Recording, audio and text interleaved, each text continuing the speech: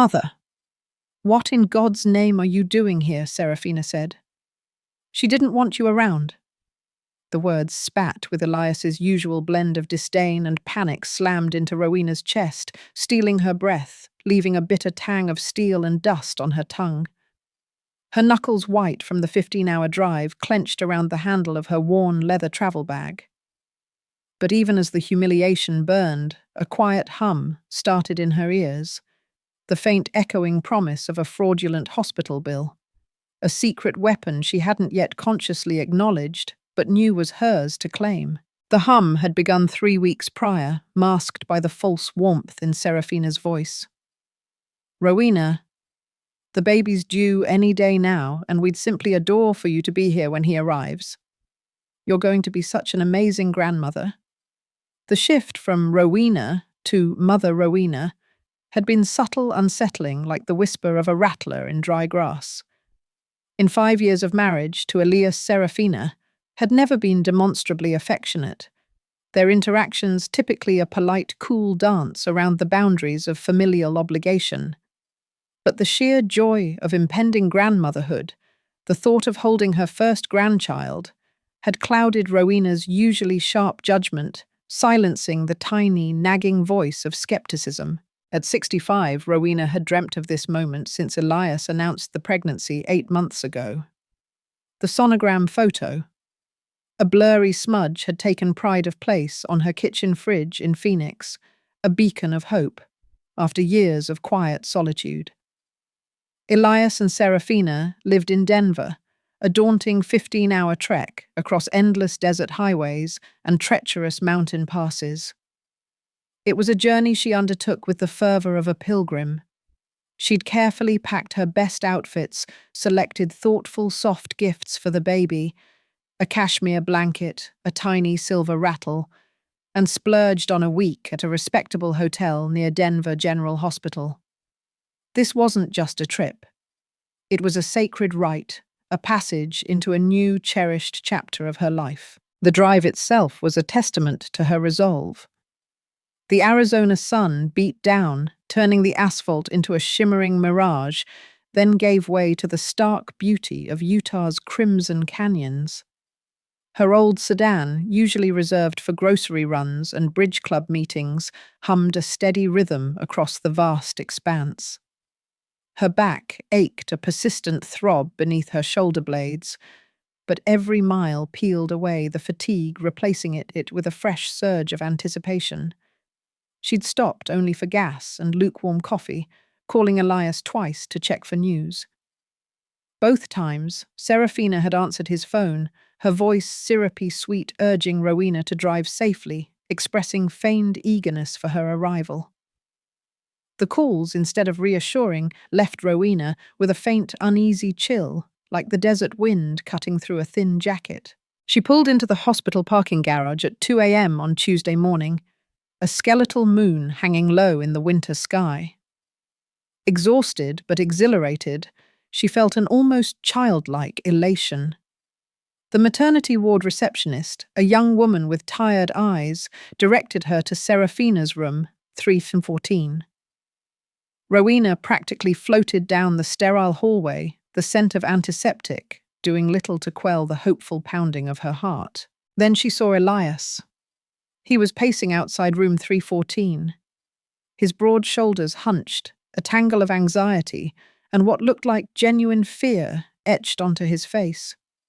The moment his gaze snagged on hers, his expression shifted, morphing from stress into something akin to stark panic. The question he barked, "Mother, what in God's name are you doing here?" wasn't just a slap. It was a physical blow, reverberating through her weary body. "What do you mean?" Rowena managed her voice thin and reedy. "Serafina invited me. She called and said she wanted me here for the birth." Elias's eyes darted nervously toward the delivery room door, then back to his mother. He looked like a man trapped between two impossible choices, sweat beading on his brow despite the cool hospital air. She changed her mind about having family here. She wants it to be just us. The excuse felt rehearsed flimsy. "But I drove 15 hours, Elias. I'm here now. I'm not asking to be in the delivery room just to be nearby when my grandson arrives." The desperation in her own voice was humiliating. "I know, Mother, and we appreciate it, but Serafina's really adamant about this. You know how emotional she gets." And the doctor said stress could complicate the delivery. His gaze skittered away, unable to meet hers. The deflection, the careful avoidance of her eyes, confirmed her growing suspicion this wasn't Serafina's sudden change of heart. This was planned, orchestrated, a deliberate exclusion. But Rowena was too bone-weary and too shocked to wage war in a hospital corridor. "Fine," she said. The single word, raspy and quiet. "I'll go to my hotel and wait for your call." Elias's immediate sigh of relief, audible even in the hushed hallway, was a stinging confirmation of her fears. He looked profoundly grateful. And in that moment, Rowena understood she was being systematically, intentionally pushed out. "Thanks, Mother. I'll call you as soon as the baby's born. Promise." "All right," Rowena replied, turning away before the tears could betray her. She walked back through the maternity ward, the hopeful bounce gone from her step.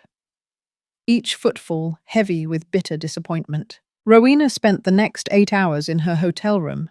The meticulously packed outfits still folded, the baby gifts untouched. Her phone, a lifeline, felt heavier than a stone, vibrating every 10 minutes as she compulsively checked for messages. The city outside her window, shrouded in pre-dawn grey, offered no solace. When Elias finally called at 10:00 a.m. Wednesday morning, his voice was thick with exhaustion, yet underscored by a profound happiness. "Mother, he's here. Silas Elias Caldwell, 7 pounds 2 ounces. He's perfect." A pang of fierce, protective love shot through Rowena, momentarily eclipsing the hurt. "Congratulations, honey. When can I meet him?" Another pause, longer this time, filled with the static of unspoken evasion. Serafina's really tired mother. The delivery was rough. "Maybe give us a day or two to settle in." Rowena felt a cold knot tighten in her stomach. She was begging for scraps of connection from her own family. "Elias, I'm his grandmother. I drove 15 hours to be here." "I know, and we appreciate that. But Serafina needs to recover. You understand, right?" No, she didn't understand. Not really. But what choice did she have? She agreed, the word tasting like ash in her mouth. She spent 2 more days in that sterile hotel room, ordering tasteless room service and watching mindless daytime television while her son and his wife bonded with her grandson in a hospital a mere 3 miles away. The irony was a cruel twist of the knife. Friday morning came and went with no call, no text, no invitation. The silence was a deliberate exclusion. Finally, Rowena's patience, always a finite resource, snapped. She drove to the hospital herself, a steely resolve hardening her jaw, determined to at least see her grandson through the nursery window. That's when she discovered they had already been discharged. She called Elias immediately, her voice trembling with a fury she rarely allowed herself to show. "You took the baby home without even telling me." Mother Serafina wanted to get home to her own space. She's been really anxious about germs and visitors. "I'm not a visitor, Elias. I'm your mother. I'm Silas's grandmother. I know that. Look, maybe next month when things settle down." Next month. She had driven 15 hours across 2 states to see her grandson. Next month. The words echoed in her mind, absurd and infuriating. It was in that moment, standing in the empty hospital corridor, the fluorescent lights buzzing mockingly overhead, that Rowena made a decision. A decision that would change everything. She hung up a cold, quiet resolve settling over her, packed her bags, and turned her sedan back toward Phoenix. If they wanted to exclude her from Silas's birth, if they wanted to humiliate her and deny her fundamental connection to her family, then fine. But they would learn that actions, particularly those steeped in deceit, always had consequences. Sunday afternoon, the telephone rang. The caller ID displayed Denver General Hospital. Is this Rowena Caldwell? A clipped professional voice on the other end. Yes, ma'am. Ma'am, we have some paperwork issues regarding the birth of Silas Elias Caldwell. The insurance claim was denied, and we need to discuss payment arrangements for the delivery bill. Rowena's heart started pounding a rapid, almost frantic drumbeat, but not with anxiety. No, this was a different kind of tremor. A thrum of something profoundly satisfying, almost delicious. She suppressed a smile. I'm sorry, but I think there's been some confusion. I'm not responsible for that bill. Our records show you as the financial guarantor for Serafina Caldwell's delivery. And that was when Rowena realized exactly what her dear daughter-in-law had done. While she was driving across 2 states, navigating snowstorms and exhaustion, desperate to be present for her grandson's birth. The pieces, sharp and venomous, clicked into place. Ma'am, according to our records, you signed financial responsibility forms for Mrs. Serafina Caldwell's delivery. Rowena sank heavily onto a kitchen chair, the cool plastic unforgiving against her thighs. Her mind raced, sifting through the layers of deceit. When exactly was this form signed? Let me check.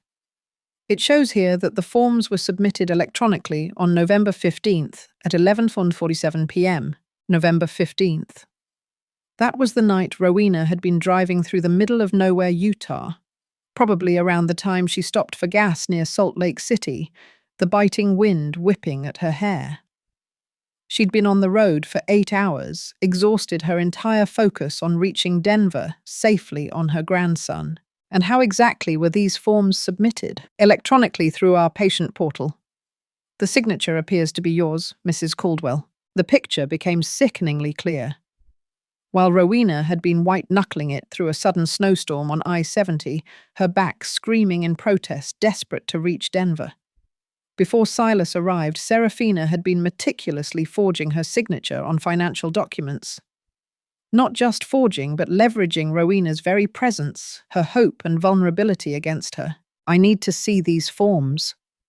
Can you email them to me? Rowena's voice was now utterly devoid of emotion, flat and cold. Certainly. What email address should I use? 20 minutes later, Rowena was staring at documents that made her blood boil. Not only had Serafina forged her signature, but she had somehow obtained Rowena's social security number address and other sensitive financial information. The forms explicitly stated Rowena was the maternal grandmother and had specifically requested to be financially responsible for the delivery as a gift to the new parents. Except Rowena wasn't the maternal grandmother. She was the paternal grandmother. And Serafina's own mother lived in Seattle, a fact Rowena knew well. The most infuriating detail was the timestamp these forms were submitted, while Serafina was sweet-talking her on the phone, professing excitement for Rowena's arrival, knowing full well she planned to stick Rowena with the bill, while systematically excluding her from actually seeing her grandson.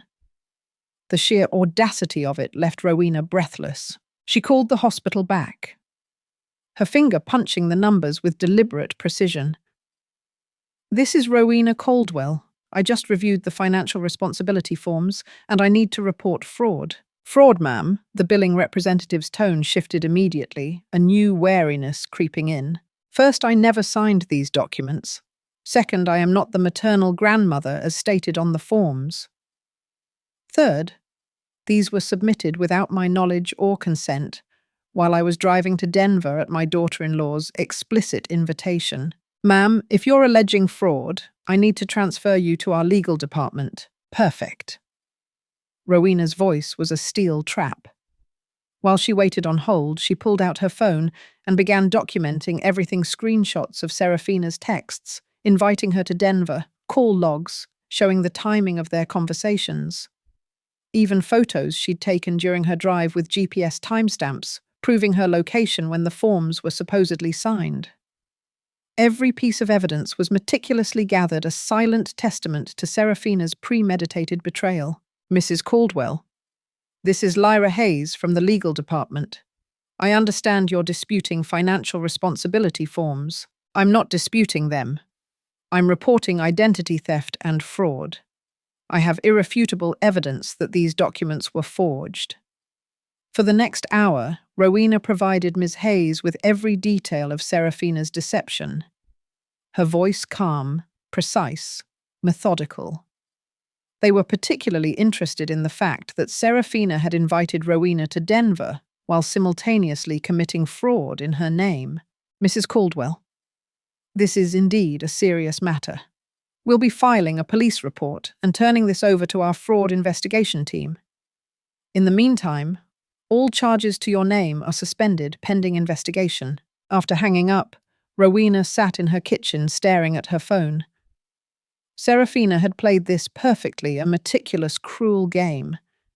She'd gotten Rowena out of the way during the birth, secured her private family moment, and planned to stick Rowena with a $300 bill as a final bitter insult. What Serafina didn't know was that Rowena had spent 35 years as a medical billing administrator before retiring. She knew exactly how hospital fraud investigations worked, how quickly they escalated, and she knew Serafina had just committed several felonies, not just a petty slight. The game was far from over. Her phone buzzed with a text from Elias' mother. Hope you made it home safely. Serafina's doing great, and Silas is such a good baby. We'll send pictures soon. Pictures. After excluding her from his birth and forging financial documents in her name, they thought pictures would smooth things over. Rowena typed back her fingers, moving with a deliberate calm she didn't entirely feel. Glad everyone's healthy, looking forward to meeting him soon. What she didn't mention was that she had just spent the afternoon ensuring that Serafina's fraud would be thoroughly investigated by both the hospital and local law enforcement. Sometimes the best revenge was simply letting people face the natural, inescapable consequences of their own actions. Tuesday morning brought another call from Denver General, this time from Detective Blackwood with the Denver Police Department. Mrs. Caldwell, we've been assigned to investigate the fraud case you reported. We need to ask you some questions. Of course. Rowena, sipping her morning tea, felt a quiet satisfaction ripple through her.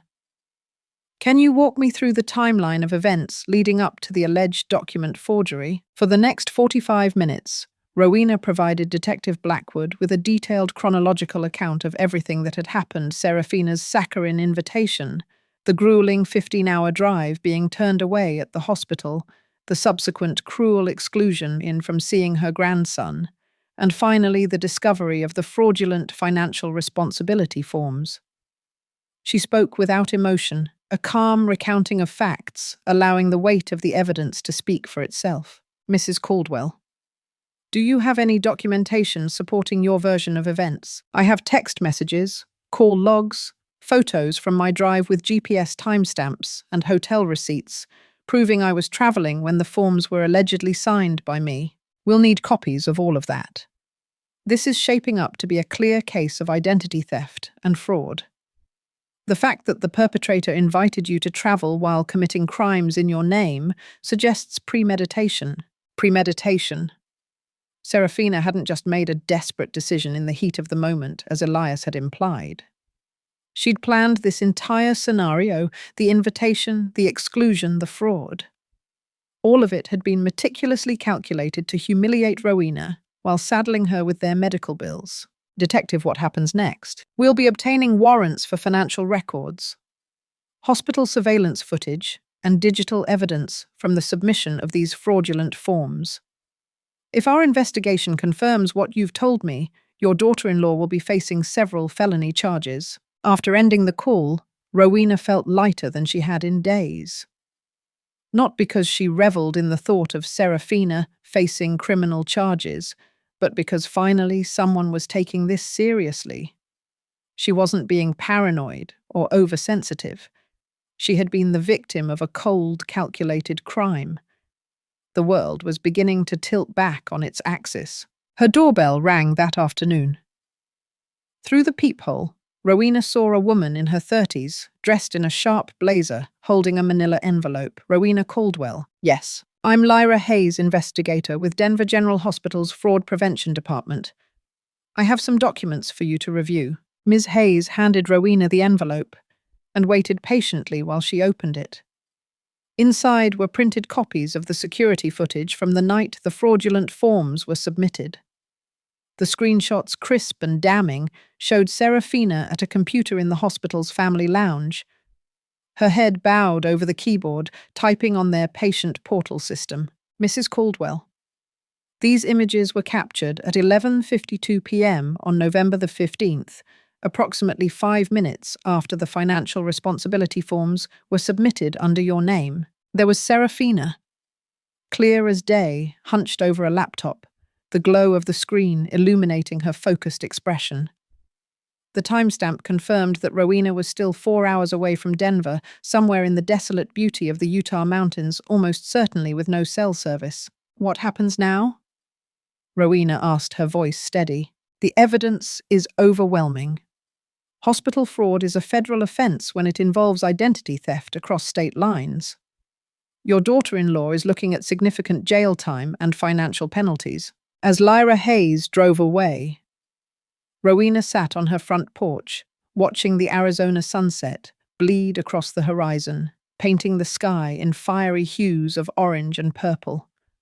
A week ago, she'd been a hopeful grandmother, driving across the country to welcome her first grandson. Now she was a victim of identity theft, and her daughter-in-law faced federal charges. Her phone rang. Elias's name appeared on the screen. "Mother, what the hell did you do?" Elias's voice was shaking with anger, but underneath, Rowena detected something else. Fear.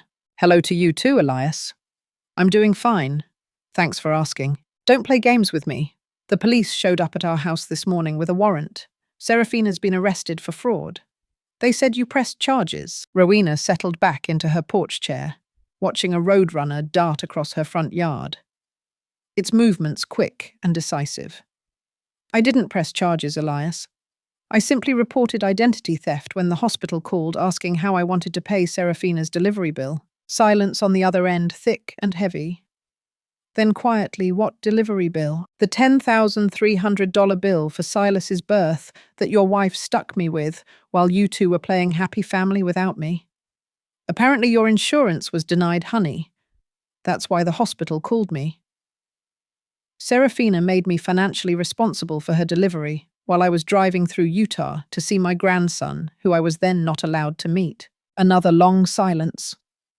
Rowena could practically hear the pieces clicking together in Elias's mind, the carefully constructed facade beginning to crack. Mother. There has to be some explanation. Serafina wouldn't do something like that, would she? The disbelief in his voice was tinged with a desperate hope. The same woman who invited me to drive 15 hours for the birth. Then had you turn me away at the hospital door. The same woman who's avoided every one of my calls for the past week, claiming to be recovering. Rowena paused, letting the words hang in the air.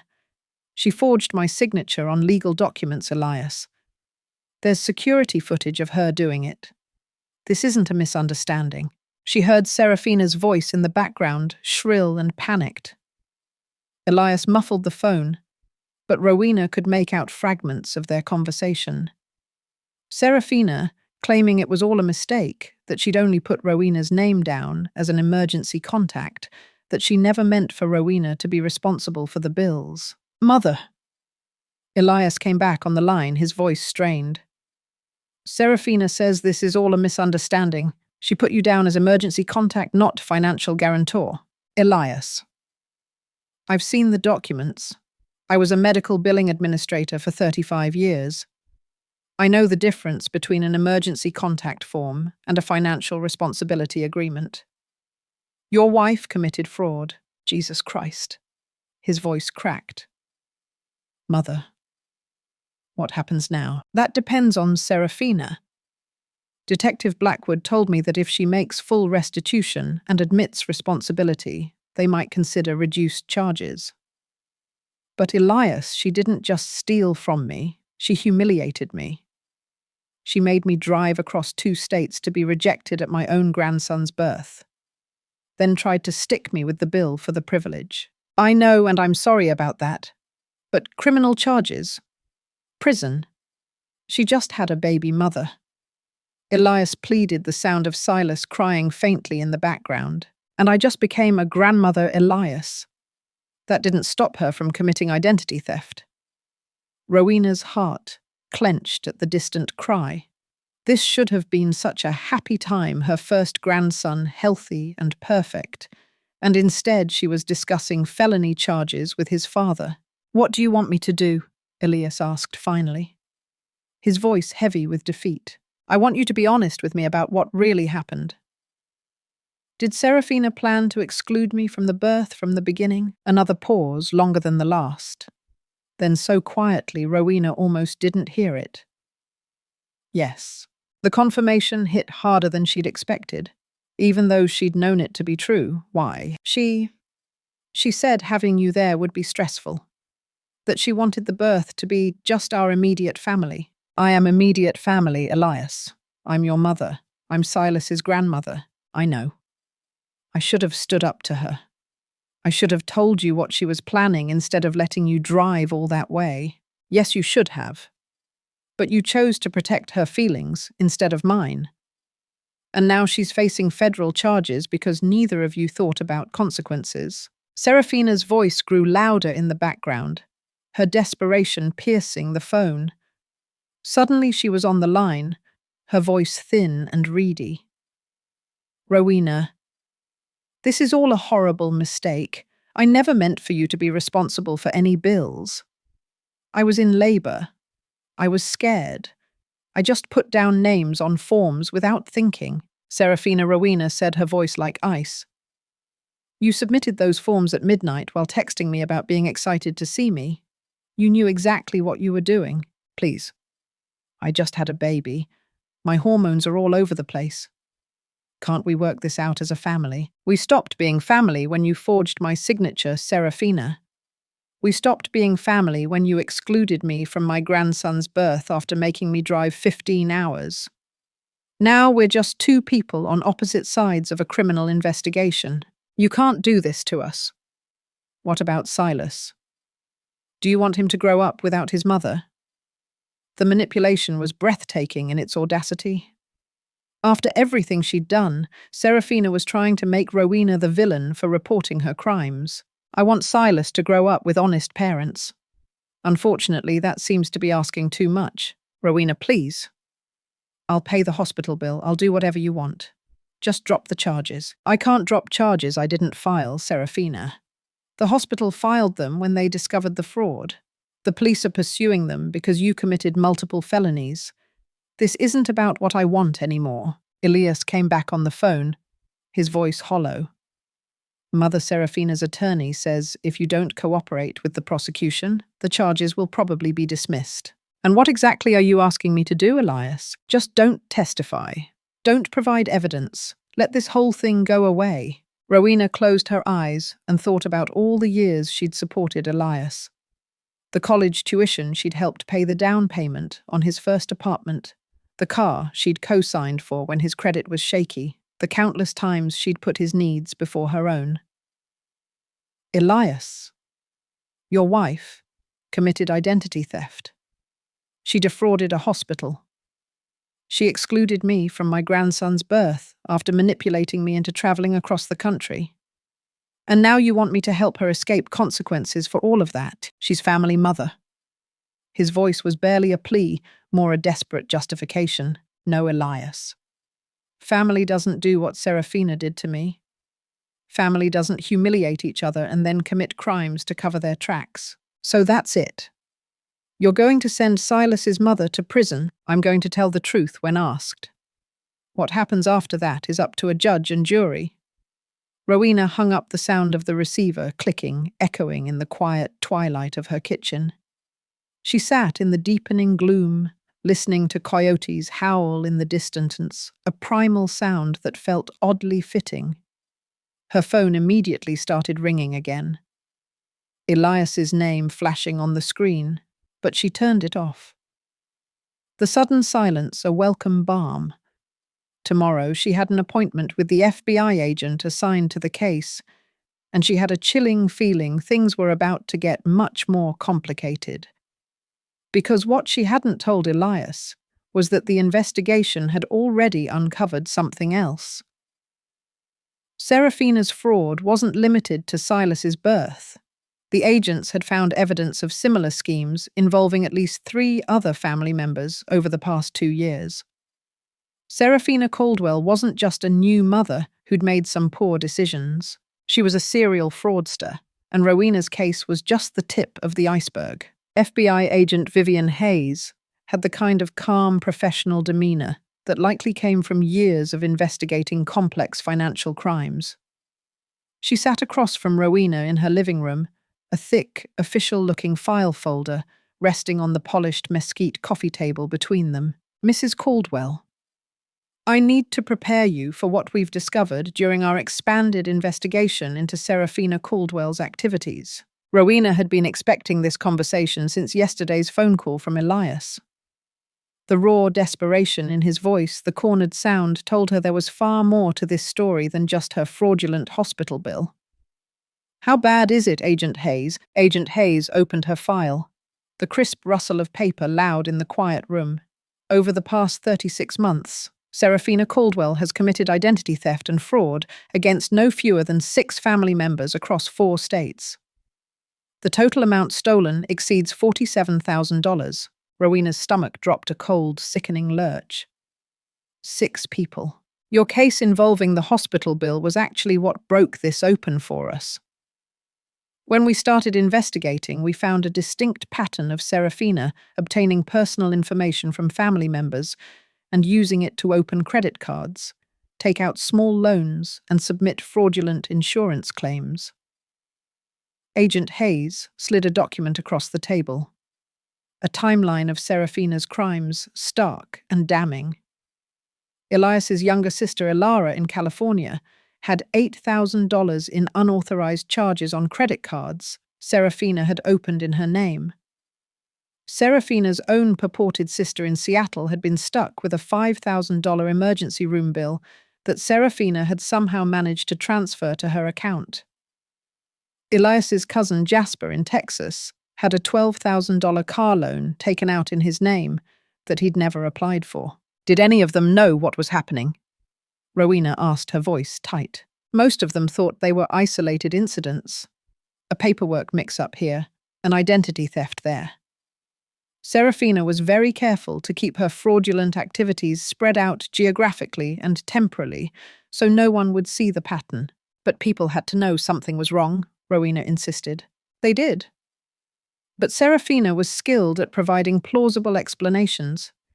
She'd claim computer errors, clerical mistakes, or temporary financial difficulties that she promised to resolve immediately. She'd often send partial payments to keep victims from pursuing the matter too aggressively. Agent Hayes pulled out another document. The birth certificate fraud involving your grandson was actually the most sophisticated scheme we've seen. She didn't just steal your financial information. She created an entire false narrative about your relationship to the child to justify making you financially responsible. What do you mean? On the hospital forms, Serafina claimed you were the maternal grandmother and had specifically requested to be financially responsible for the delivery as a gift to the new parents. She forged your signature on documents stating that you were excited to cover all costs related to the birth. The audacity was staggering a punch to Rowena's gut. Not only had Serafina excluded her from Silas's birth, but she'd also concocted a fabricated story about Rowena's enthusiastic desire to pay for the privilege of being excluded. She told the hospital billing department that you were wealthy and had specifically asked to handle all expenses as your contribution to the family. That's why they called you so confidently about payment, while she was actually excluding me from meeting my own grandson, Rowena, finished the words, tasting like poison. Exactly.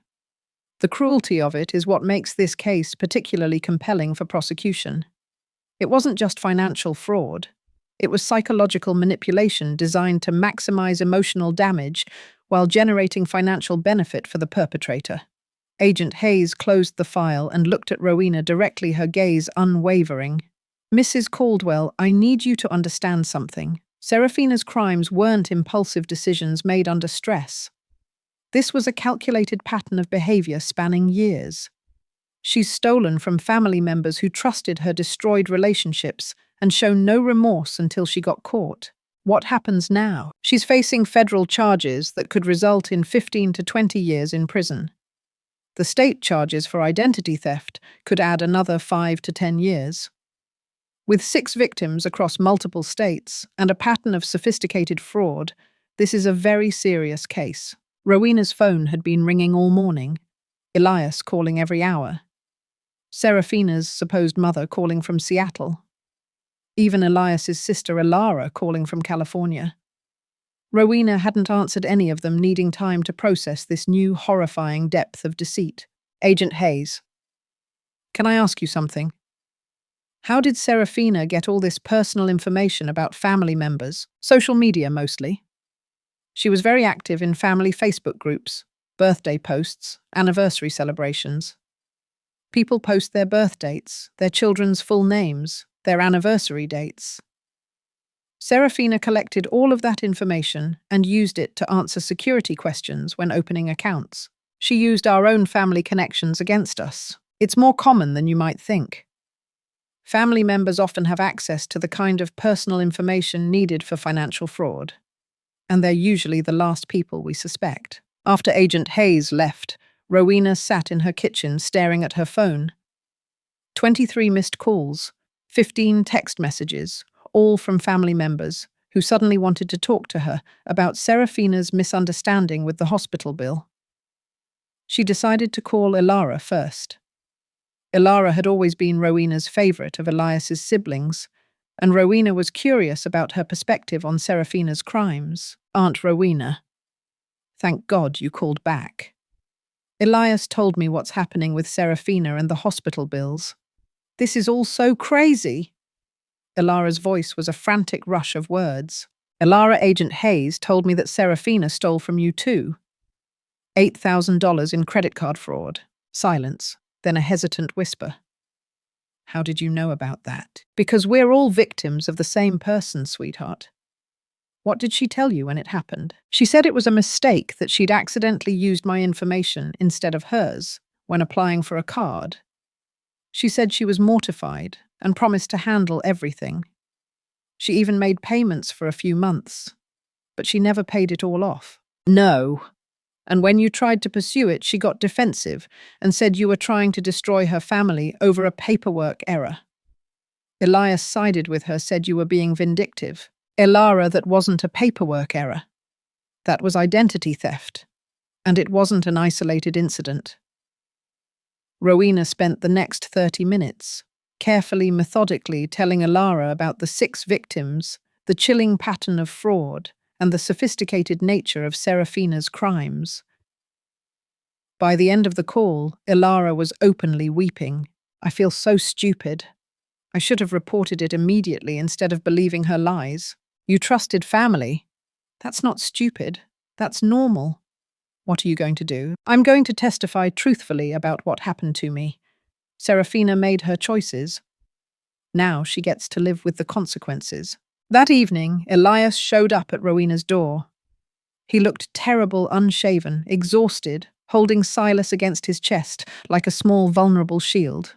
"Mother, we need to talk." Rowena looked at her grandson for the first time, and her heart melted completely. A soft ache blooming in her chest.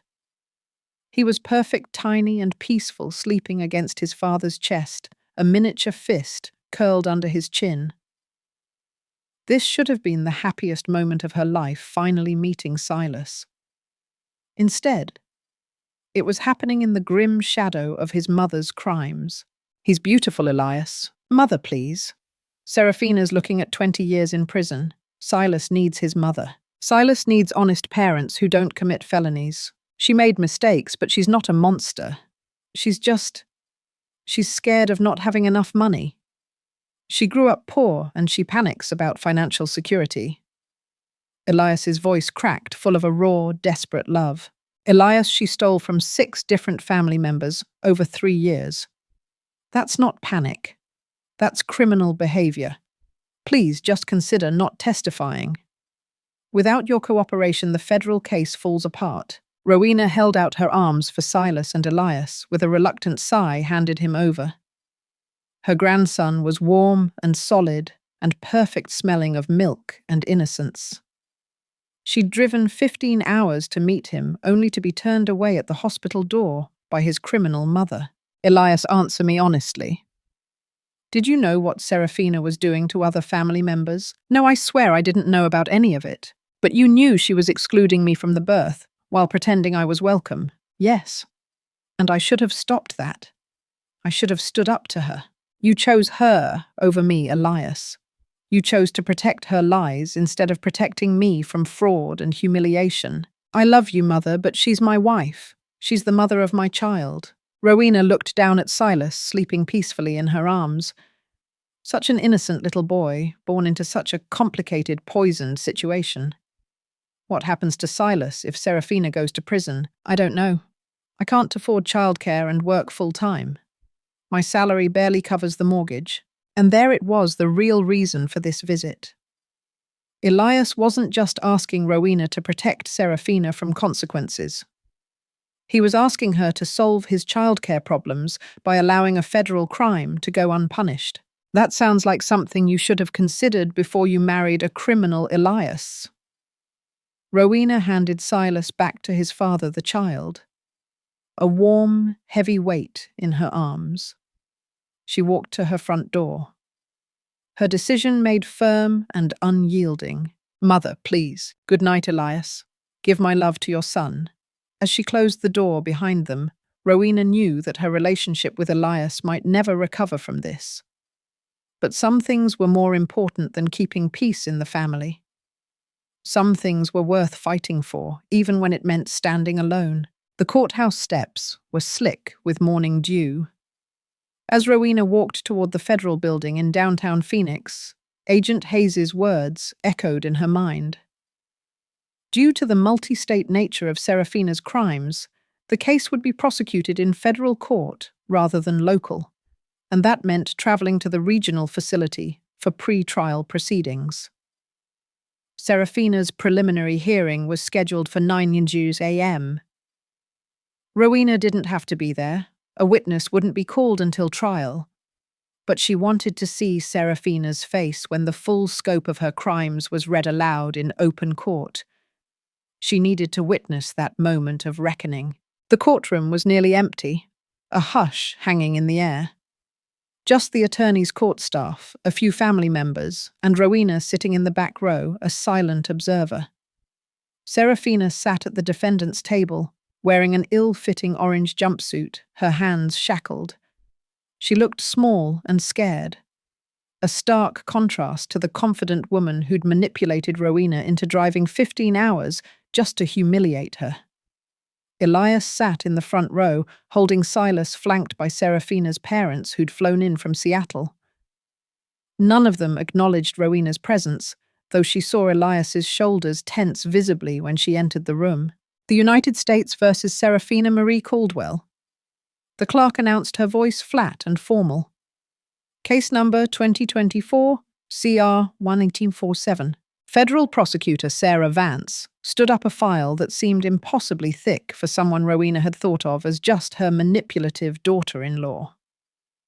Your Honor, the defendant is charged with 6 counts of identity theft, 4 counts of wire fraud, 3 counts of mail fraud, and 1 count of conspiracy to commit fraud across state lines. The government alleges that over a 36-month period, the defendant systematically targeted family members for financial exploitation, stealing over $47,000 and causing significant emotional and financial damage to the victims. The judge, an elderly woman with sharp, intelligent eyes, reviewed the charges carefully. Ms. Caldwell, you're being represented by counsel today, Serafina's attorney. A young man who looked overwhelmed by the complexity of the case stood up. Yes, Your Honor. Mr. Arthur Thorne, representing the defendant. Mr. Thorne, has your client been informed of the charges against her? She has, Your Honor. We're entering a plea of not guilty to all charges. Not guilty. Even with video footage of her submitting fraudulent documents and a mountain of digital evidence, Serafina was going to claim innocence. Rowena shouldn't have been surprised, but somehow she was. It was another layer of insult, another refusal to acknowledge the truth. Your Honor, Prosecutor Vance, continued, the government requests that the defendant remain in custody pending trial. Ms. Caldwell has demonstrated a pattern of deceptive behavior toward family members, and several victims have reported receiving threatening communications since her arrest. Threatening communications. Rowena wondered if that included the dozen voicemails Serafina had left on her phone over the past week, alternately begging for mercy and accusing Rowena of destroying her family. Mr. Thorne, your response. Your Honor. My client is a new mother with no prior criminal record. She has strong ties to the community and poses no flight risk. We request release on her own recognizance. The prosecutor stood again, her voice clear and cutting. Your Honor, the defendant committed identity theft against 6 family members across 4 states over 3 years. This shows sophisticated criminal planning and a willingness to exploit the people who trusted her most. Additionally, the defendant's crimes against victim Rowena Caldwell involved elaborate deception designed to maximize both financial damage and emotional trauma. Judge Morrison looked directly at Serafina, for the first time her gaze piercing. Ms. Caldwell, you defrauded your husband's mother. It was a misunderstanding, Your Honor. I never intended. You forged her signature on legal documents while she was traveling across the country at your invitation to attend your child's birth. Serafina's attorney touched her arm, trying to get her to stop talking, but she continued, her voice rising in desperation. I was in labor, Your Honor. I wasn't thinking clearly. I just needed someone to take financial responsibility. And my mother-in-law has means. You excluded her from the birth after making her drive 15 hours to attend. That was a medical decision. My doctor recommended. Judge Morrison held up her hand, a gesture that immediately silenced Serafina. Ms. Caldwell, you're making this worse for yourself. Mr. Thorne, control your client. The judge reviewed the case file for another few minutes, while Serafina whispered urgently with her attorney, her face pale. Finally, Judge Morrison looked up, her expression stern. Given the sophisticated nature of these crimes, the pattern of behavior spanning multiple years, and the defendant's apparent inability to take responsibility for her actions, I'm denying bail. Ms. Caldwell will remain in federal custody pending trial. Serafina burst into tears, a dramatic gasping sound, but they looked calculated to Rowena. The same kind of manipulative crying she'd watched her use on Elias whenever she wanted something. Elias stood up from the gallery. Silas clutched tightly against his chest. Your Honor. She just had a baby. Our son needs his mother. Sir, please sit down. This is not the appropriate time for outbursts.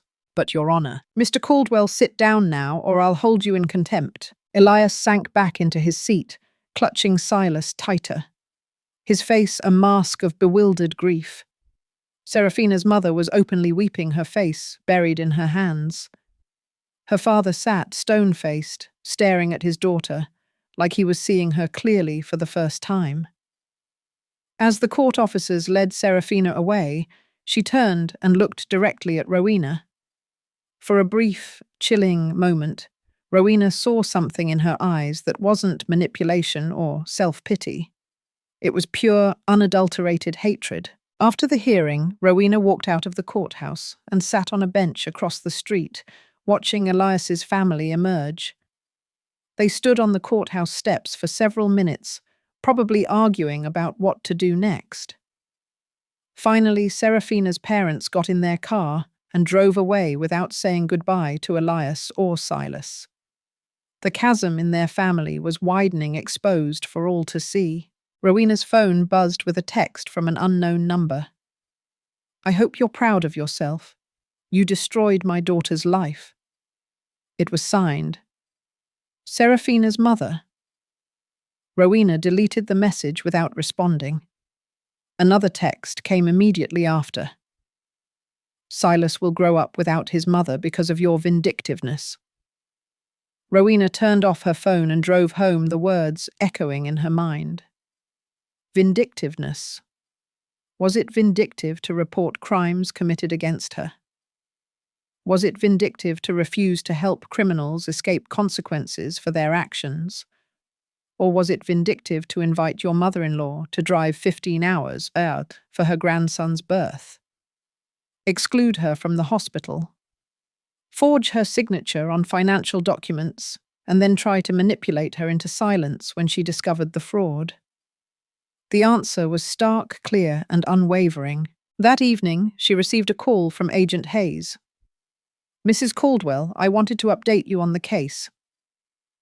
Serafina's attorney reached out about a possible plea agreement. What kind of plea? Rowena asked, her voice betraying none of the apprehension she felt. Full restitution to all victims guilty. Pleas to reduced charges and a recommended sentence of 5 years with the possibility of parole after 3. What do you think, Agent Hayes? Honestly, I think she should take it. If this goes to trial and she's convicted on all charges, she's looking at 20 years minimum.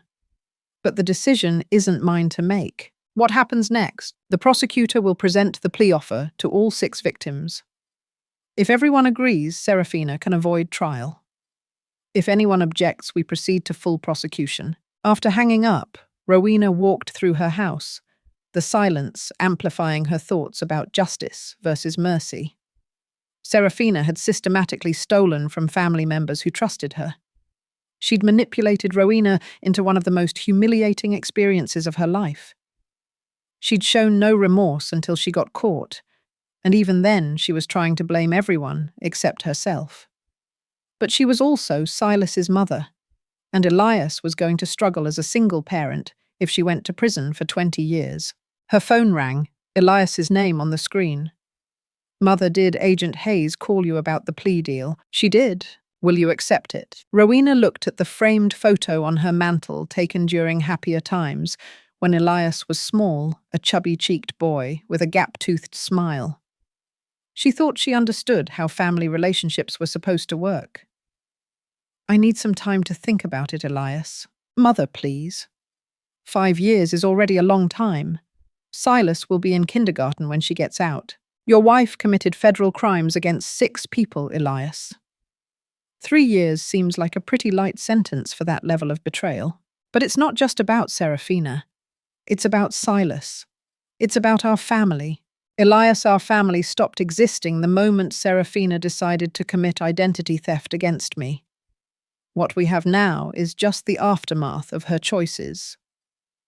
Rowena hung up and sat in her quiet house, thinking about what justice should look like for a woman who'd used family love as a weapon against the people who trusted her most. The deadline for responding to the plea offer was Friday. She had 3 days to decide whether Serafina Caldwell deserved mercy or justice. And Rowena was discovering that sometimes the most loving thing you could do for someone was refuse to save them from the consequences of their own actions. Rowena rejected the plea deal on Friday morning. By Friday afternoon, Serafina's attorney, Arthur Thorne, was calling her personally to negotiate. That's when Rowena knew she'd made the right choice. "Mrs. Caldwell, this is Arthur Thorne, Serafina's attorney. I understand you have concerns about the proposed plea agreement." Rowena was in her garden, deadheading roses, and enjoying the Arizona sunshine, the scent of blooming jasmine sweet on the air. "Mr. Thorne, I have concerns about your client committing federal crimes against my family. I appreciate your position, but I think you should consider the impact of a lengthy trial on your grandson." The media attention, the family stress. There it was.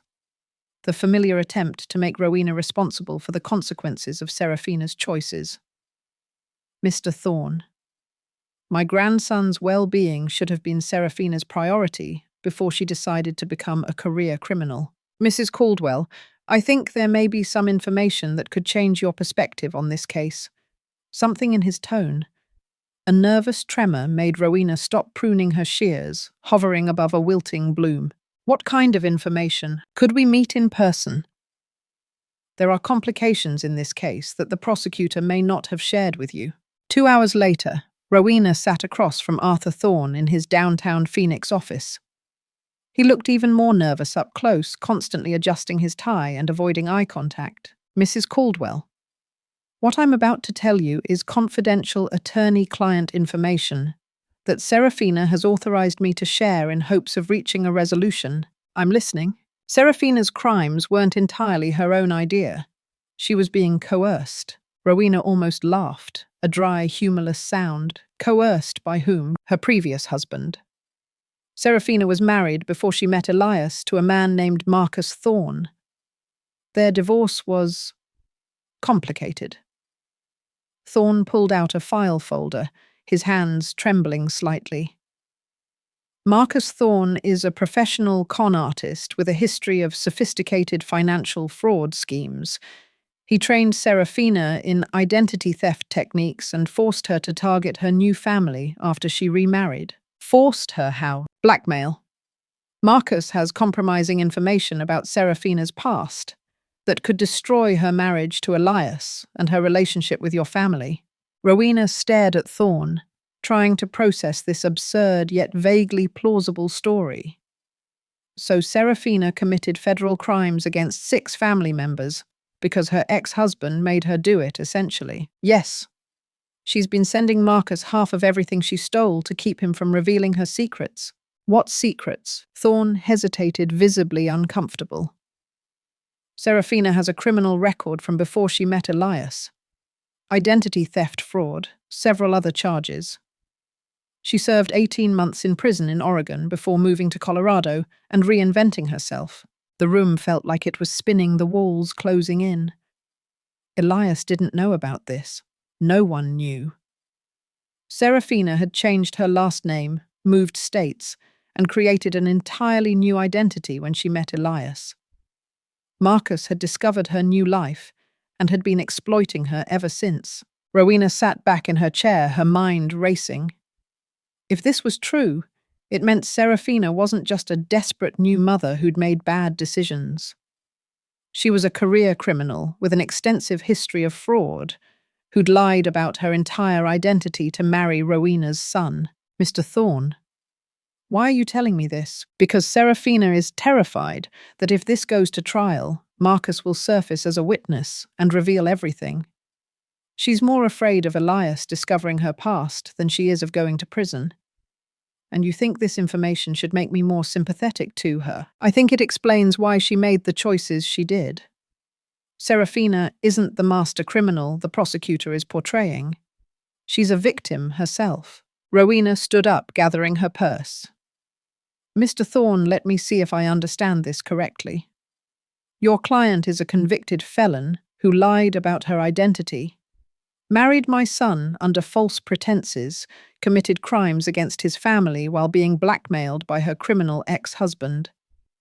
And you think this makes her more sympathetic? Mrs. Caldwell, please. The only thing this information tells me is that Serafina is a more sophisticated criminal than I realized, and that my son has been living with a complete stranger for 5 years. Please just consider. I'm considering calling Elias immediately to warn him that he's married to a convicted felon.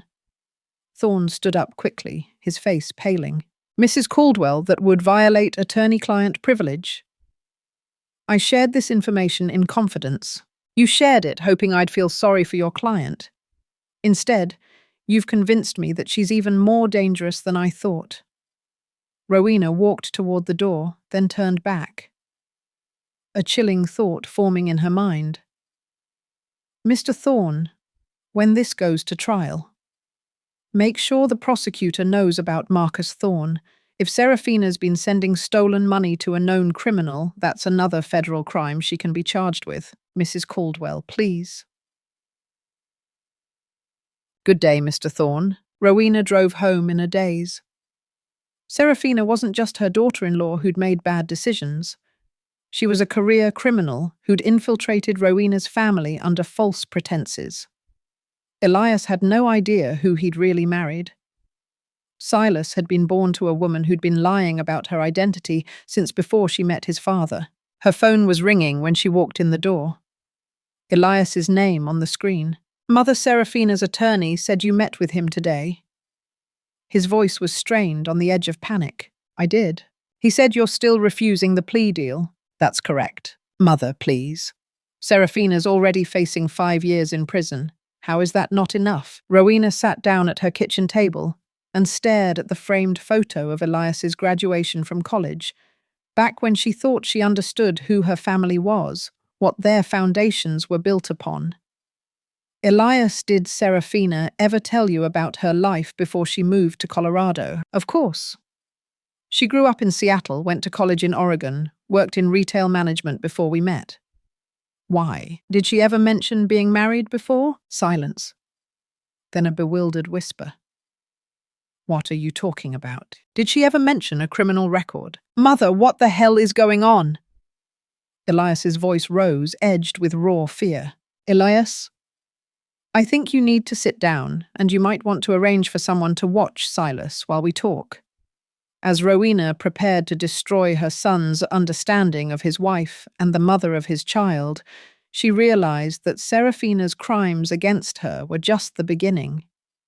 The real crime was what she'd done to Elias, building their entire relationship on an elaborate lie that was about to come crashing down. Elias's silence on the phone stretched so long, Rowena thought the call had dropped. Elias, are you still there? Criminal record. His voice was barely a whisper, thin and reedy with shock. Mother.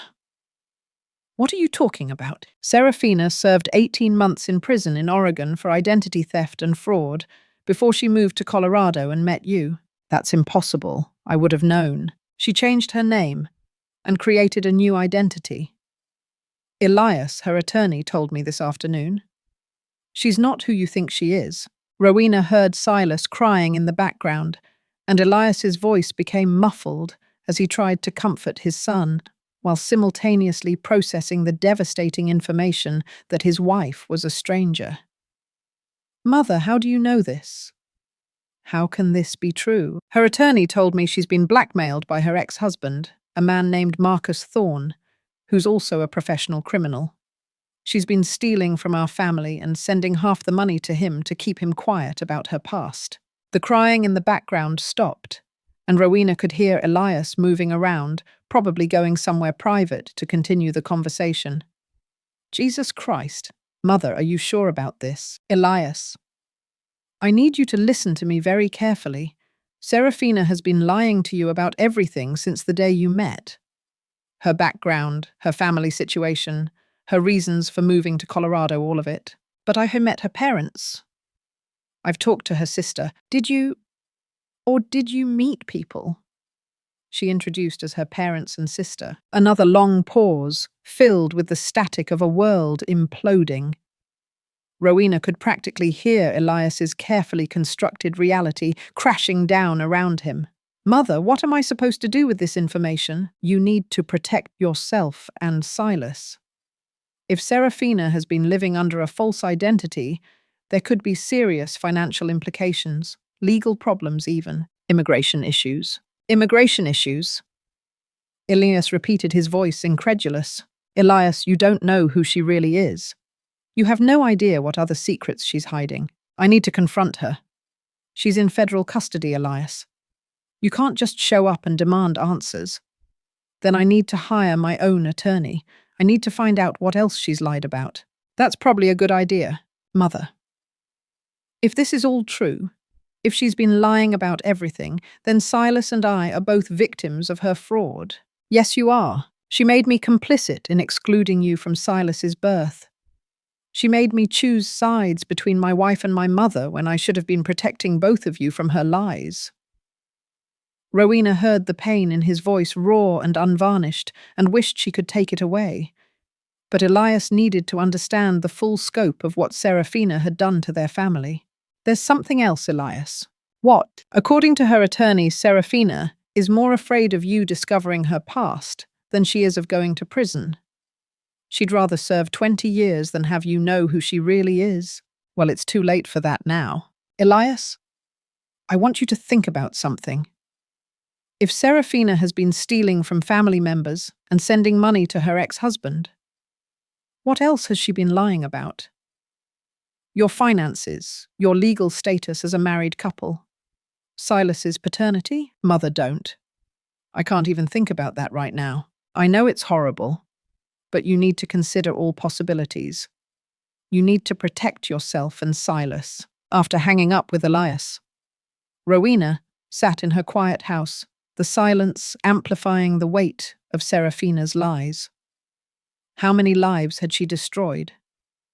Not just the 6 family members she'd stolen from, but Elias, who'd married a stranger, Silas, who'd been born into a web of deception, and even Serafina's fake family, who'd been playing roles in her elaborate fiction. Her phone rang again. Agent Hayes. Mrs. Caldwell. I just got some interesting information from Serafina's attorney. Apparently, she's been cooperative about providing details on her accomplice, Marcus Thorne, her ex-husband. According to Serafina, Thorne has been running similar blackmail schemes against other women across the western states. She's agreed to provide evidence against him in exchange for consideration at sentencing. What kind of evidence? Financial records, communication logs, details about his other victims. If Serafina's information leads to Thorne's arrest, it could significantly impact her own sentence. Agent Hayes. Can I ask you something? Did you know about Serafina's criminal record in Oregon? We discovered that during our background investigation, yes. Serafina Caldwell isn't her real name. What is her real name? Jennifer Thorne. She was married to Marcus Thorne when she committed her first series of identity theft crimes in Oregon. Their divorce was part of a plea agreement where she testified against him, but he was acquitted on a technicality. Jennifer Thorne. Rowena's daughter-in-law's real name was Jennifer Thorne, and she'd been lying about her identity for the entire 5 years she'd been married to Elias. Agent Hayes. What happens to my son? Legally, if his wife has been living under a false identity, is their marriage even legal? That's a complicated question that would depend on Colorado state law and the specific circumstances of their marriage. Your son should definitely consult with a family law attorney. And what about my grandson? Birth certificate issues can usually be resolved through the courts. But again, your son needs legal representation. After ending the call, Rowena realized that Jennifer's crimes had created a legal nightmare that would take years to untangle. Elias's marriage might not be legal. Silas's birth certificate might be fraudulent. Their finances could be compromised. Their entire life together had been built on lies, and now it was all crumbling. Her doorbell rang at 8:30 p.m. Through the peephole, she could see Elias standing on her front porch, holding Silas and a large duffel bag. Elias, what are you doing here? Mother, can Silas and I stay here tonight? I can't be in that house right now. Everything in it reminds me of the lies she told me. Rowena opened the door and wrapped her son and grandson in the biggest hug she'd given in months. Of course you can stay for as long as you need.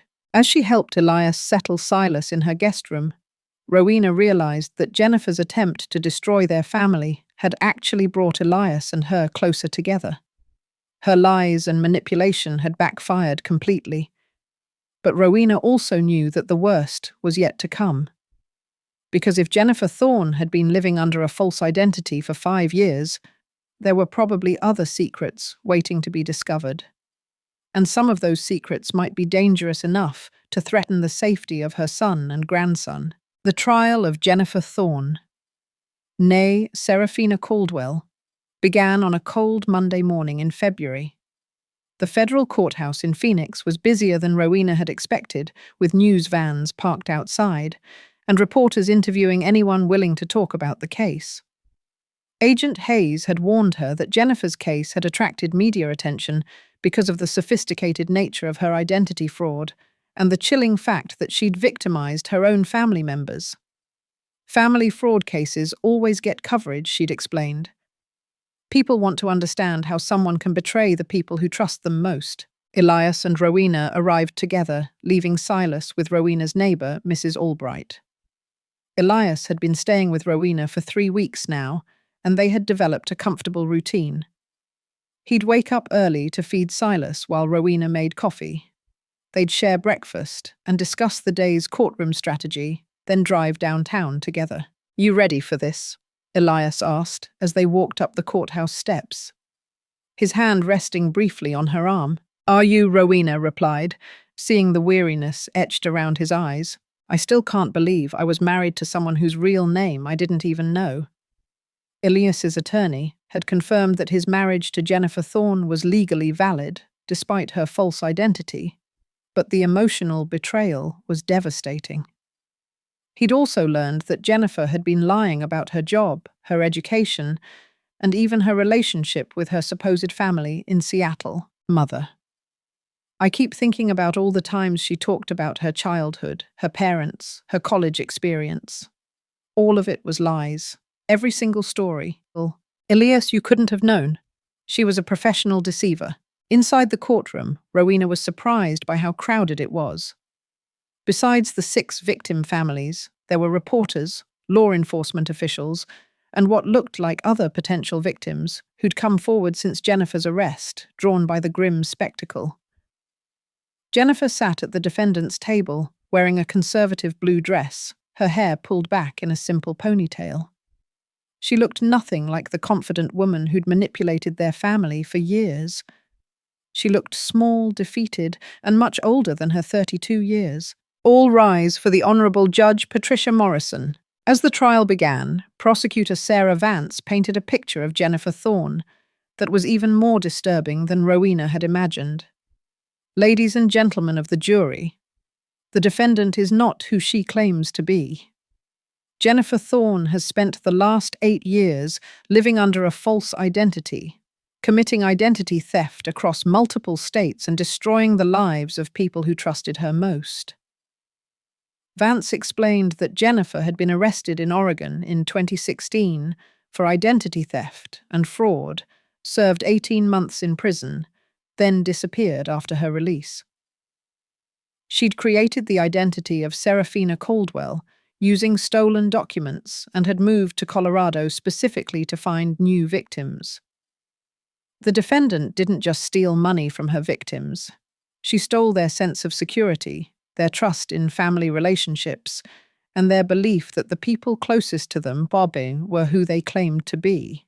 Jennifer's attorney, Arthur Thorne, attempted to portray his client as a victim of circumstance.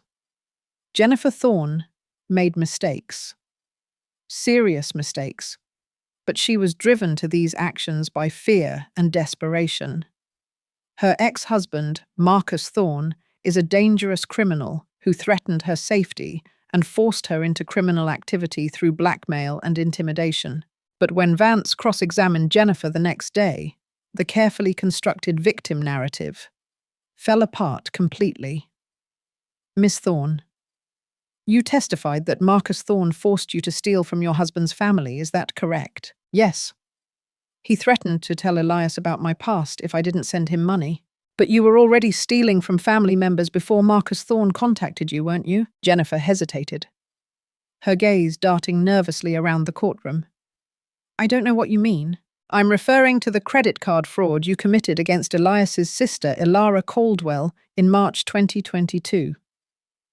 Marcus Thorne didn't contact you until June 2022, according to your own testimony." Jennifer's face went pale, a sickly white. That was different. That was a mistake." "A mistake. You opened 4 credit cards in Ilara Caldwell's name, spent $8,000 and made no payments for 6 months. That was a mistake." Vance's voice was sharp, disbelieving. "I was going to pay it back," Jennifer insisted, her voice rising. "Just like you were going to pay back the $2,300 hospital bill you fraudulently assigned to Rowena Caldwell. I was in labor. I wasn't thinking clearly." Vance pulled out a document, a cold, hard piece of evidence. "Miss Thorne, this is a transcript of your phone call with Rowena Caldwell 3 days before you gave birth, inviting her to drive from Arizona to Colorado for the delivery. Did Marcus Thorne force you to make that call?" "No. But did Marcus Thorne force you to exclude Rowena Caldwell from the hospital after she drove 15 hours to be there? No. Did Marcus Thorne force you to forge Rowena Caldwell's signature on financial documents while she was traveling to see her grandson? No. But you don't understand the pressure I was under. Vance walked closer to the witness stand, her voice unwavering. Miss Thorne, isn't it true that you invited Rowena Caldwell to Colorado specifically so you could manipulate her into being financially responsible for your delivery? That's not, I didn't plan it that way. Isn't it true that you researched Rowena Caldwell's financial status before inviting her to the birth? Jennifer didn't answer, her mouth a thin, tight line. The courtroom was completely silent, the tension almost unbearable. Elias grabbed Rowena's hand, his face white with shock. Ms. Thorne, we have evidence that you accessed Rowena Caldwell's credit reports and bank statements 2 weeks before your son was born. Did Marcus Thorne force you to do that financial research? No, Jennifer whispered, barely audible. No, he didn't force me to research her finances. So you planned to defraud Rowena Caldwell before you ever invited her to Colorado, didn't you? I thought she could afford it. She has money.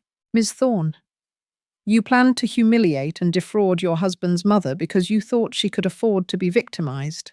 Jennifer started crying again, a fresh deluge of tears, but her sobs looked as calculated as her earlier ones. You don't understand what it's like to be scared all the time. Scared of what, Ms. Thorne, being honest with your husband about who you really are? Yes, scared of getting a job to pay your own bills. It's not that simple. Ms. Thorne, you stole from 6 family members over 3 years. You lived under a false identity. You excluded your mother-in-law from her grandson's birth after making her travel across 2 states. And you did all of this because you were scared of being honest. Is that your testimony? Yes. Vance turned to the jury, her gaze sweeping over them. Ladies and gentlemen, fear of honesty is not a defense for federal crimes. As Jennifer was led back to the defendant's table, she looked directly at Rowena for the first time since the trial began. And what Rowena saw in her eyes wasn't remorse or regret. It was pure distilled hatred, the same expression she'd worn when the court officers led her away from the preliminary hearing. Jennifer Thorne wasn't a victim. She wasn't a desperate mother who'd made poor choices. She was a predator who targeted Rowena's family because she thought they were easy marks. And Rowena had a chilling feeling that the worst revelations were still to come. On Thursday morning of the second week of trial, Prosecutor Vance called a witness. Rowena hadn't been expecting Detective Alistair Finch from the Oregon State Police. Detective Finch, can you tell the jury about your investigation into Jennifer Thorne in 2016? Certainly. Ms. Thorne was arrested as part of a larger investigation into an identity theft ring operating throughout the Pacific Northwest. She was one of 8 defendants in a case involving over $200,000 in fraudulent charges. Vance pulled up a photograph on the courtroom monitor displaying a gaunt, tattooed man with cold, calculating eyes. Do you recognize the man in this photograph? Yes, that's Marcus Thorne.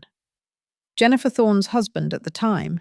He was the ringleader of the operation. Can you describe the nature of their criminal partnership? Marcus Thorne recruited vulnerable women, typically those with financial difficulties or emotional problems, and trained them to commit identity theft.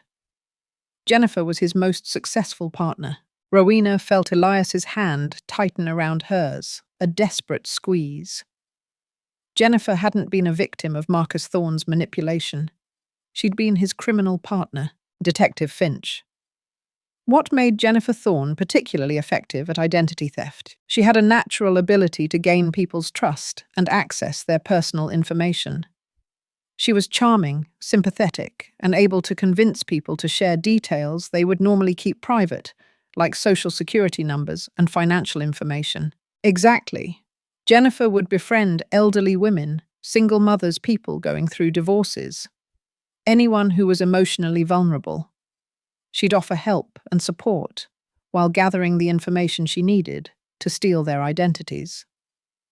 Vance showed another document to the jury, a long, scrolling list. Detective Finch. This is a list of Jennifer Thorne's victims, some is from 2016. How many people did she defraud? 14 victims over an 18-month period. Total losses exceeded $85,000. 14 victims. Rowena had thought Jennifer's crimes against their family were her first attempts at fraud. But she'd been a career criminal long before she met Elias. Detective Finch. What happened to Marcus Thorne? He was acquitted when Jennifer Thorne agreed to testify against him as part of her plea agreement. However, we suspected that she didn't provide truthful testimony. What do you mean? Jennifer claimed that Marcus forced her to commit the crimes, that she was an unwilling participant, but our investigation suggested that she was an equal partner who enjoyed the criminal lifestyle. Vance turned to face Jennifer at the defendant's table, her voice dropping to a low, dangerous tone. Detective Finch. After Jennifer Thorne was released from prison in 2018, did she maintain contact with Marcus Thorne? Yes. Our surveillance showed that they continued their romantic relationship and their criminal partnership. The divorce was fake, designed to help Jennifer establish a new identity. The courtroom erupted in whispers, a cacophony of shocked murmurs. Jennifer and Marcus were still married. Jennifer's marriage to Elias was bigamous. Detective Finch, is Jennifer Thorne still married to Marcus Thorne? As far as we can determine, yes. There's no record of their divorce ever being finalized. Elias made a choking sound beside Rowena, a strangled gasp. He'd been living with a woman who was married to someone else. Someone who was running a criminal enterprise that included defrauding Elias's family. Detective Finch. Do you believe Jennifer Thorne moved to Colorado to continue her criminal activities? Objection. Arthur Thorne called out, springing to his feet. Sustained. Judge Morrison's voice was sharp. Detective Finch, based on your investigation, would you characterize Jennifer Thorne as a victim or a perpetrator? Vance rephrased, her gaze fixed on the detective.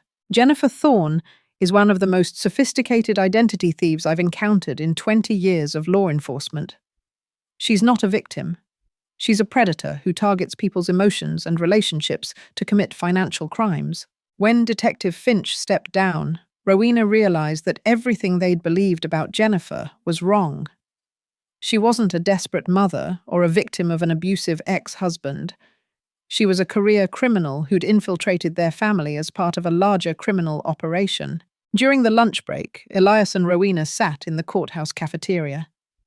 Elias struggling to process the revelation that his marriage was illegal and his wife was a professional criminal. His face was grey, hollowed out by the shock. Mother Silas isn't legally my son. The words were a flat statement of utter despair. What do you mean? Rowena asked, though a cold dread was already gripping her heart. If Jennifer is still married to Marcus Thorne, then her marriage to me is invalid, which means Silas was born to a married woman who was living with someone else. Legally, Marcus Thorne might be considered Silas's father. Rowena hadn't thought of that implication, the sickening twist of it.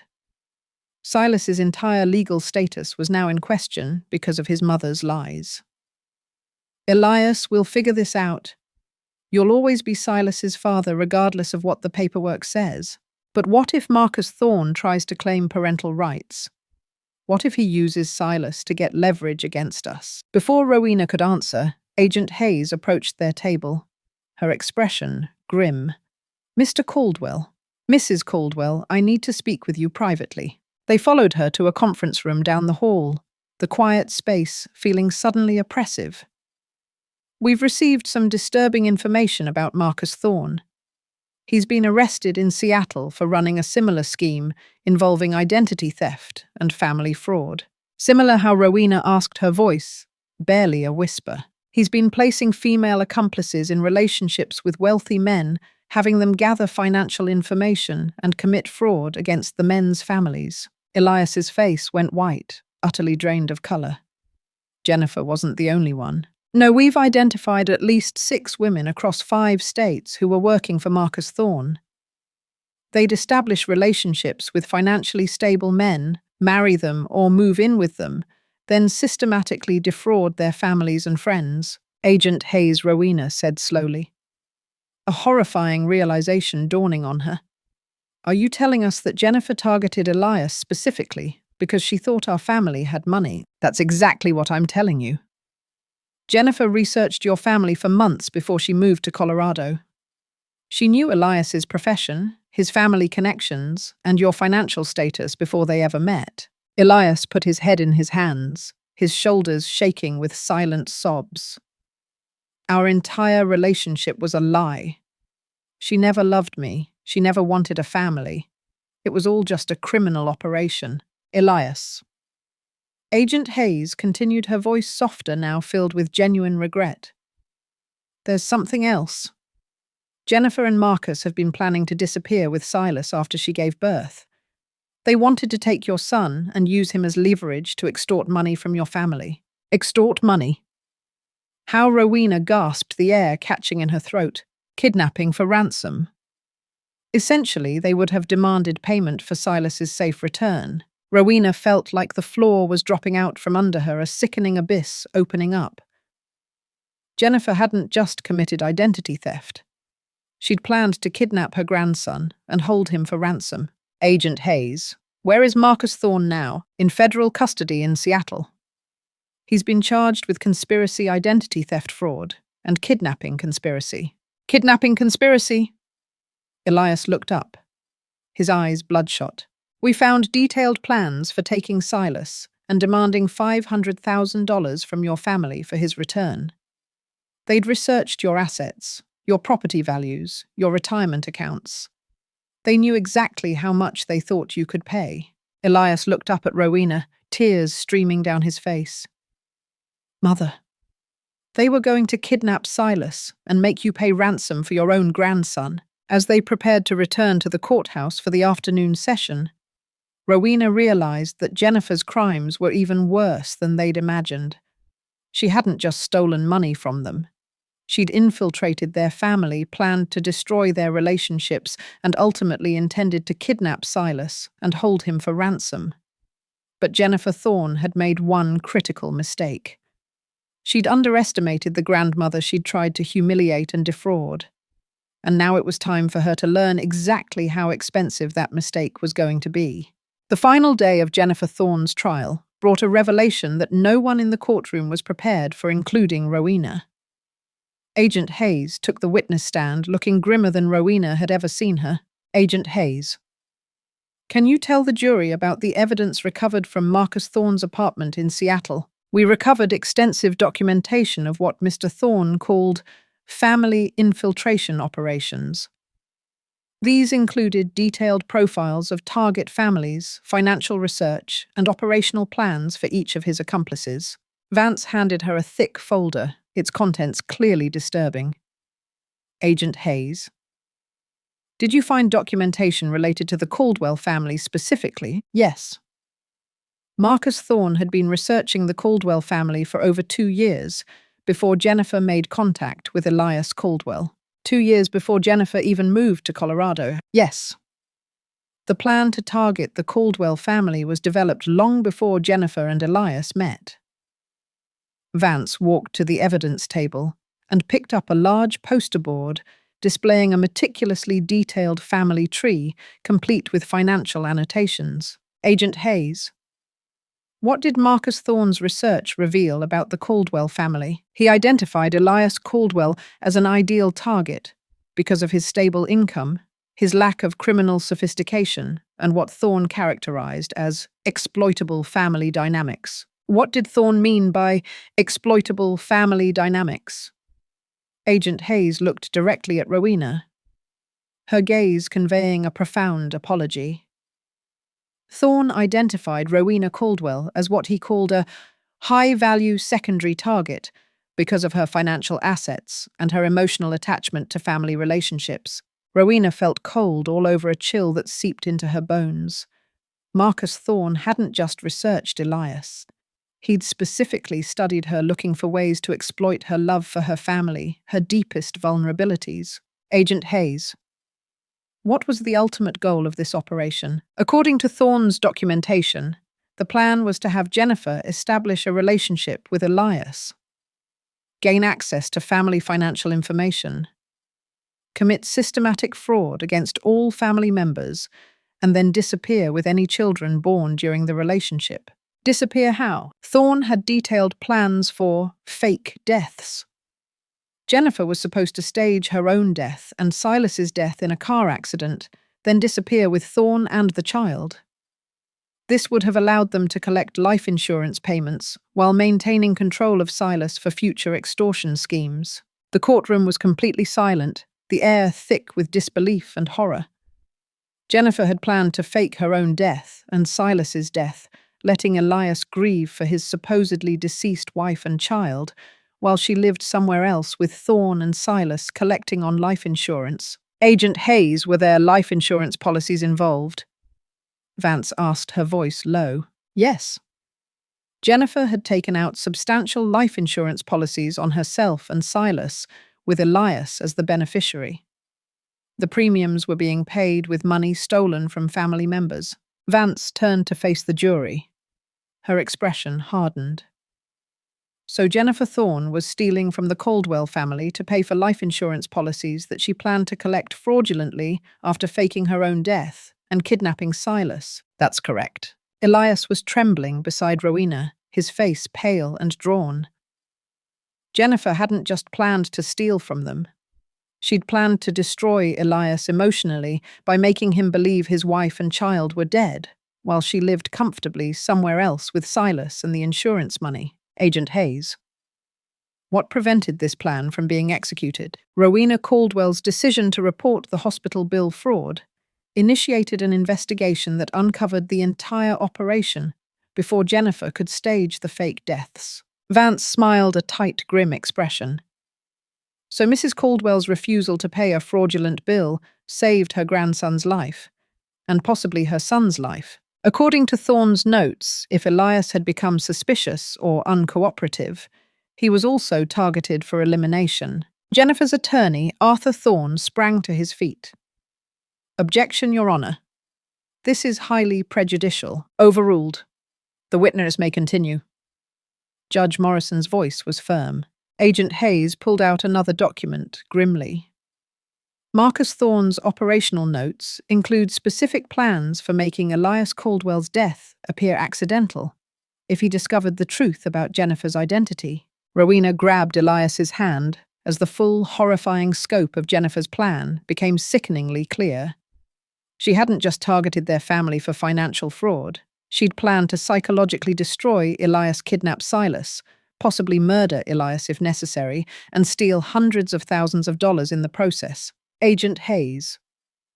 In your professional opinion, what would have happened to the Caldwell family if Rowena Caldwell had not reported the fraudulent hospital bill? Based on Thorne's timeline, Jennifer would have staged her death and Silas's death within 6 months of his birth.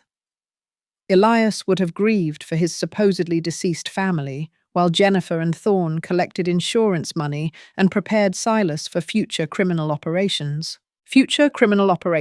Thorne's notes indicate that Silas would have been raised to become part of the family infiltration operation when he reached adulthood.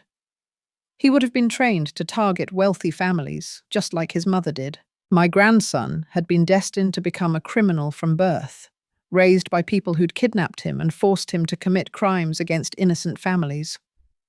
The thought was a sickening punch to Rowena's heart. Vance turned to face Jennifer at the defendant's table, her voice ringing with cold authority. Ms. Thorne, do you still maintain that you were a victim forced into criminal activity by your ex-husband? Jennifer, who had been staring at the table throughout Agent Hayes's testimony, now looked up, her eyes glinting with the coldest expression Rowena had ever seen. No, she said quietly, her voice devoid of any pretense. I don't. Miss Thorne, do you have anything to say to the Caldwell family? Jennifer stood up, ignoring her attorney's frantic attempts to pull her back down. Yes, I do. She turned to face Elias and Rowena directly, her gaze lingering on Rowena, venomous and unrepentant.